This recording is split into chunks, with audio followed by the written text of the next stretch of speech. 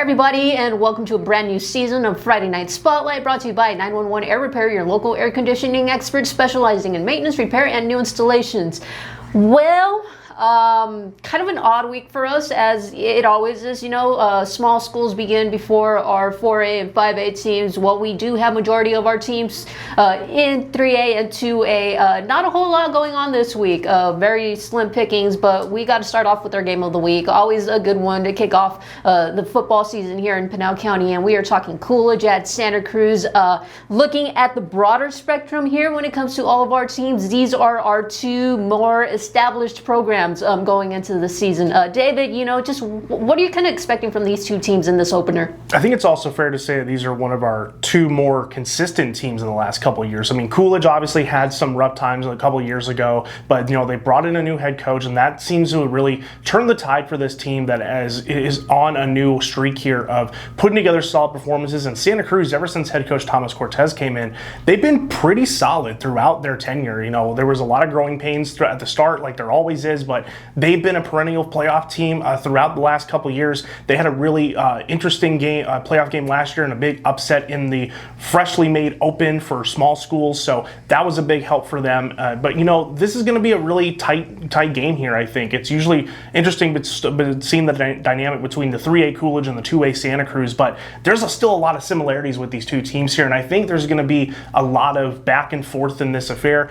Santa Cruz is no stranger to running the ball as much as possible, but also not being afraid to air it out when they need to. They have a stingy defense. They may not have the guys or the depth that they usually have, but those two-way players that take up a lot of those roster spots, they use them to their advantage. They know how to use that system well. So I really like Santa Cruz in this one. I've just been able to see them more, and I have a lot of faith in Thomas Cortez and getting his guys ready to go. Not saying that Coolidge won't be ready. I think this is going to be a really fun matchup to start our season. I think it's going to be an early highlight to this season that has a lot of question marks for a lot of our teams. So I'm excited for this one. I think it's going to be a real fun game here, and I think it's going to be a real kickoff for both of these schools, and whoever gets that win is going to have a huge boost to start the year that could send them throughout the season as well.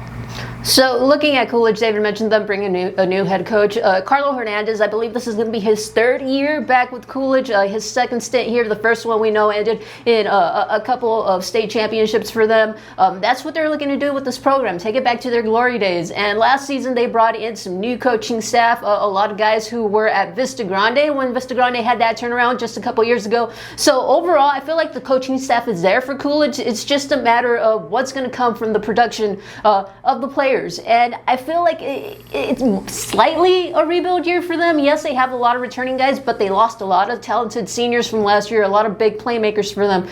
Biggest question mark coming into this game is who is starting at quarterback. When our reporter Jody Newell went out there for the season preview, Hernandez was very tight-lipped about who he was going to have at that position.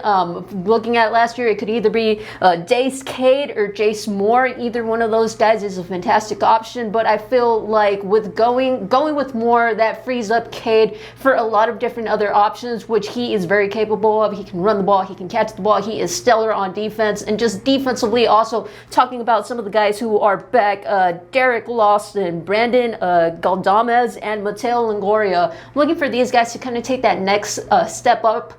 Most of them were just sophomores last year, now going juniors. This is a big key here. Not a lot of upperclassmen on this Coolidge roster. Overall, with underclassmen, they have 18. So I feel like, yes, growing pains will still be a little bit of an issue, but I expect a lot of improvement from this Bears team. Transitioning over, we're going to do a little something different for this first episode. Rather than giving you guys our additional games to watch, we're just going to give you kind of our predictions for this upcoming season. David, what are your thoughts? My main first prediction is that I think despite the turnaround and despite a lot of graduating stars from this team from last season, I think Casa Grande Union has the ability to at least reach a 500 record.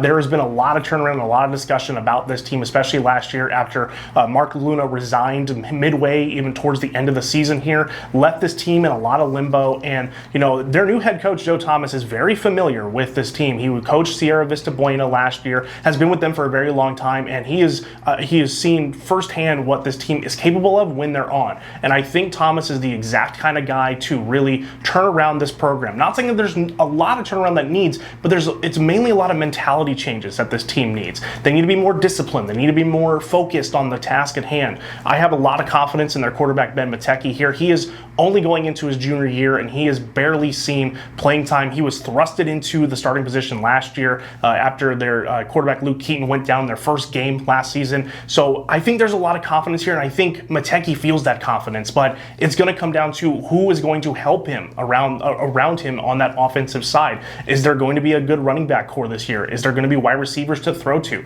There's still a lot of questions with this team, but with this new mentality change, I think there is a very focused and determined team here to show that they are more than what they say on paper. I think they can at least reach a 500 record. I'm not willing to talk playoffs just yet because of the new transition of a new head coach in his first year, but I think there's definitely options here for this team. And that kind of goes into my overall prediction this year. It's more of a question: who are going to be our over 500 and playoff teams this year? Right now, I only have one that I have a decent amount of confidence in, and that's going to be Combs out in Santan Valley. I think Santa Cruz Valley also has a very good chance here, but I think right now the for sure is going to be Combs, but the rest is still a lot of question marks for this year, and it's going to be another wait and see period throughout the season for a lot of our teams.